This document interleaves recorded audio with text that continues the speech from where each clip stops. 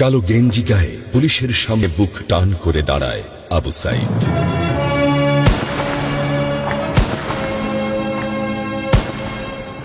Police তাকে রক্ষা করার বদলে গুলি করে। ঠাস ঠুস কয়েকটা গুলির মধ্যে একটা গুলি লাগে তার কোমরে। খানিকটা ভাঁজ হয়ে যায় শরীর। সম্ভবত সে বুঝতে পারে নাই।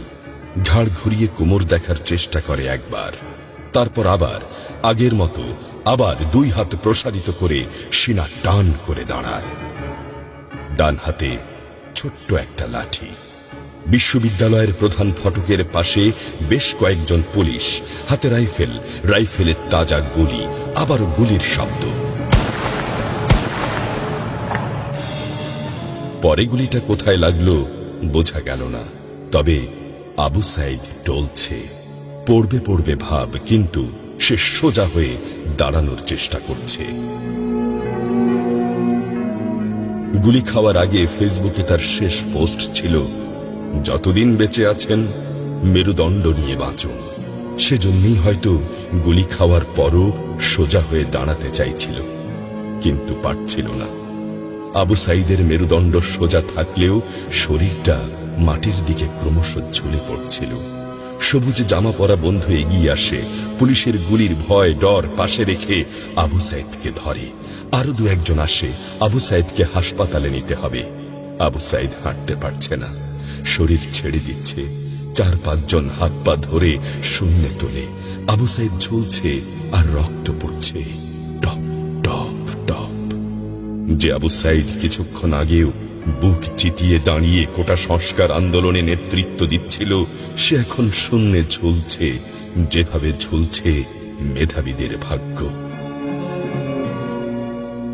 রাত 10টার আগেই বাড়িতে যাওয়ার কথা ছিল আবু সাইদের। মা অপেক্ষা করছে, বোন অপেক্ষা করছে। তখনও তারা জানে না আবু সাইদের মৃত্যু সার্টিফিকেট লিখছে কর্তব্যরত ডাক্তার। নাম আবু সাইদ, পিতা মকবুল, ঠিকানা বাবনপুর, পীরগঞ্জ, রংপুর। বয়স 25।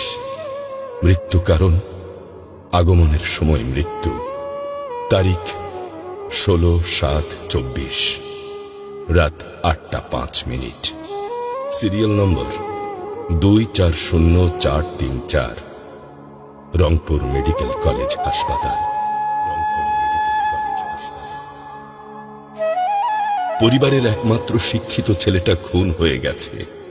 মা যখন জানল দুনিয়া কি আর ঠিক আছে তার কাছে, বিলাপ করে বলে, আমার ছেলের চাকরি না দিবি না দে, গুলি করলো কেন?